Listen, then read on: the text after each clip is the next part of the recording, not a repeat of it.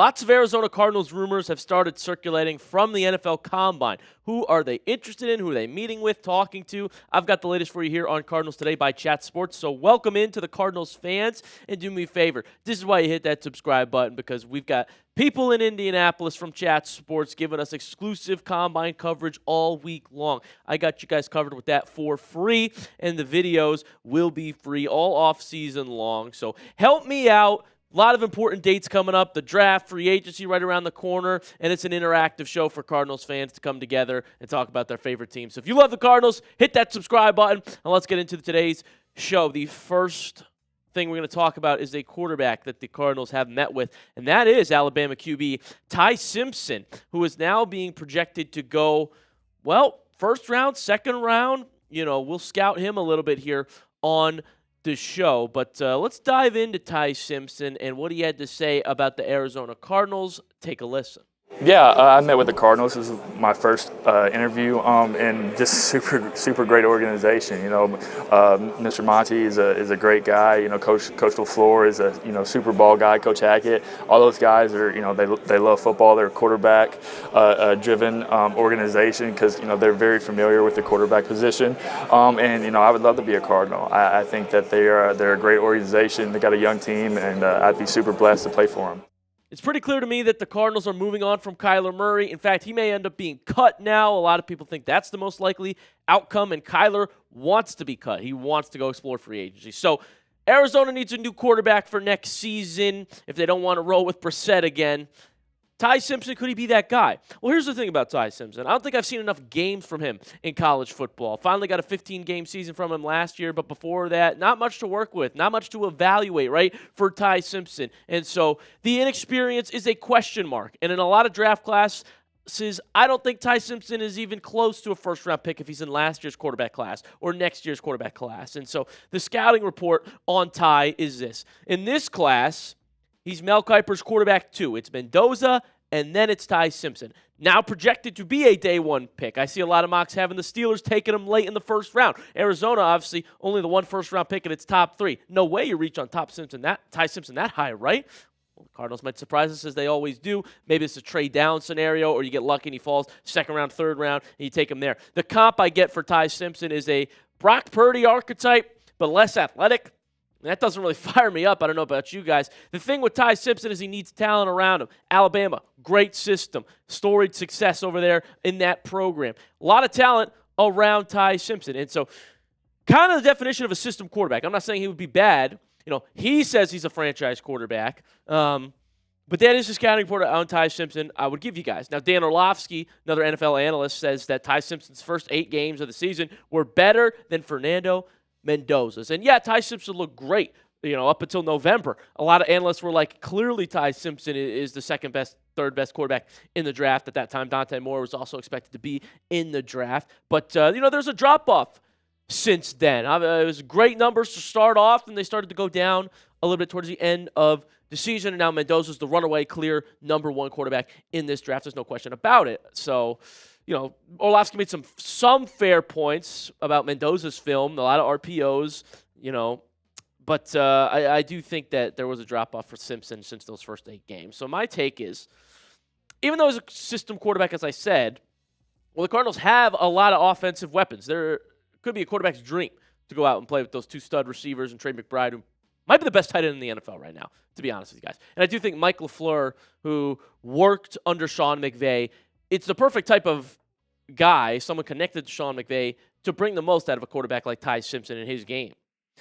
So I could see him doing decent, okay for the Cardinals, but he's not your franchise quarterback. He's not worth a first-round pick of your Arizona. If you drafted him to be a bridge, well, he's not worth a first-round pick bridge. So I wouldn't trade down in the first round to get him.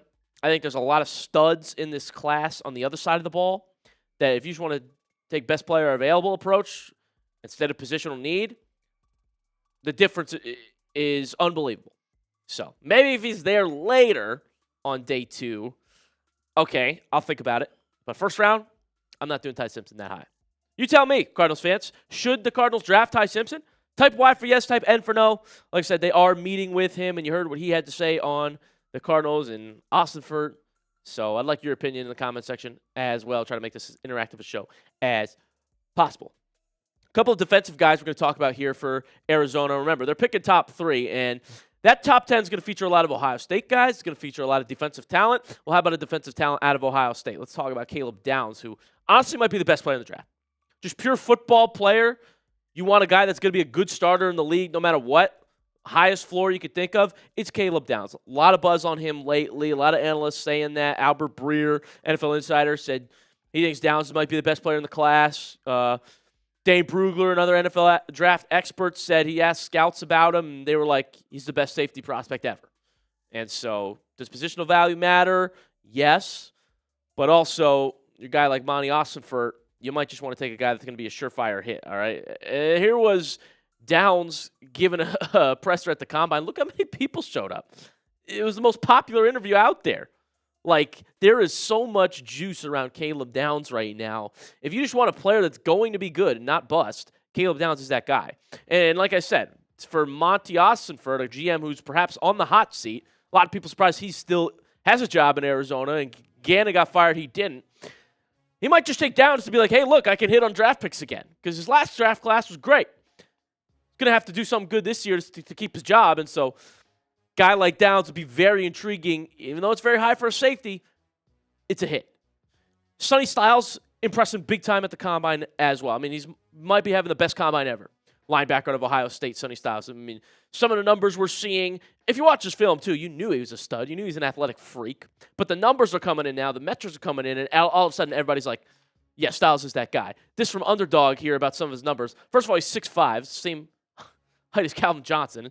Plays linebacker, 244 pounds. It's only 3 pounds lighter than Derrick Henry. Strong, big linebacker, but also he's got a 43.5-inch vert. That's ridiculous. The same as Nate Robinson's max vert. Athletic freak, also ran a 4.46 40-yard dash. That's what Bijan Robinson ran. 135 broad jump. It's the same as Julio Jones. He's blowing everybody away, crushing all the drills, signing autographs for everybody that comes up to him. GMs, coaches, everybody's falling in love with him. The analysts falling in love with him. He's making waves at the Combine. Now, he's probably mocked to go just outside of the top 10. So 3 is a bit of a reach on Sonny Styles.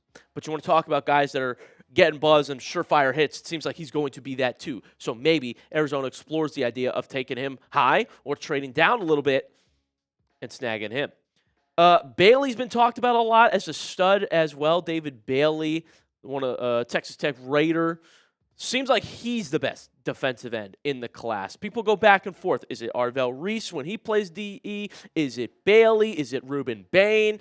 The latest Mel Kiper mock draft has the Cardinals taking Bailey up at 3, which is an interesting one. Now, I was super high on Bailey as well, but his drill at the Combine, well, he slipped over twice, and this made its waves across social media, lost his balance twice on the change direction drill, and all of a sudden, you know, people overreact to that, but the drills are important, and he's falling over left and right, and all of a sudden, I don't know if I trust him here when he pulls with a running back to try and make a one-on-one tackle. Is he going to be slipping like this out there? I mean, it'd be such an Arizona Cardinals thing. Take him at 3, and you get that. So, I don't know. I loved this game. I thought I was getting really high on him, but the Combine drills, they worry me a little bit. I do look into them, and I report them to you guys so that you have all the facts here about prospects Cardinals might be looking at.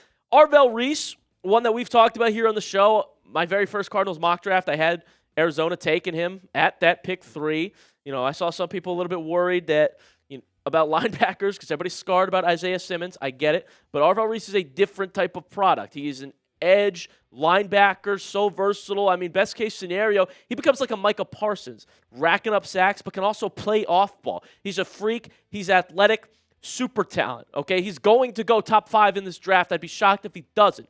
So let's hear from another NFL draft expert. That's Daniel Jeremiah. Tell us a little bit more about Arvell Reese. He's exciting, you know, to me. We've been talking a lot about comparisons with players, and with him, the obvious one, people talk about Micah Parsons because off the ball, on the ball, how do you use him? You know, rangy, dynamic player. I guess I age myself with this one a little bit, but I almost see a little bit of Clay Matthews when he was coming out of USC. We had the same discussions. You know, is he going to be an off-the-ball linebacker or is he going to rush? And it turns out he could do either, but he ended up having more impact coming off the edge. And I think most of the guys who've had that decision to make, and teams that have had that decision to make, if they can do both, they prefer you to come off the edge. I think that's where he ends up. He's not polished. There's still development in terms of a rush plan and those things, but God gave that dude a lot of tools. I mean, he is big, long, explosive. He plays hard. He just needs to develop a little bit of a rush plan. So again, just a lot of upside, and could be like a Micah Parsons type players. That's your dream scenario. Bottom line is, there's a ton of defensive talent in this draft. It's one of the deepest defensive drafts we've had in a little while here, and so I think Arizona, who struggled on defense so much last season, they're going to want to take one of these studs, and they're going to want to take one of them early. Again, a pick that's just going to hit. You can't mess this up, okay? If you mess this up, Ossenfort, there's no excuses for you anymore. Next year, you're out of here. We're all calling for it. Some people calling for it already. So you got to get one of those guys up top. You know, you want to talk about best players in the draft too, Jeremiah Love, kind of like that Caleb Downs scenario, right? He might be one of the best players in the class. Just, again, guy that's going to hit, but he's a running back. Everybody loves to bring up positional value. So I want your opinion in the comment section. Who should the Cardinals draft at number 3? Comment below the name you want in Arizona, top 3 in the 2026 NFL Draft. Let me know down below in the comments section, and I'll go through and read what the Cardinals fans want to happen. That's going to do it for us here on Cardinals Today by Chat Sports. Make sure you hit that subscribe button. Like I said, totally free, and it helps me be able to get Cardinals content out for you guys as often as possible. I appreciate you all. I'm hyped up for draft season, and go Cardinals.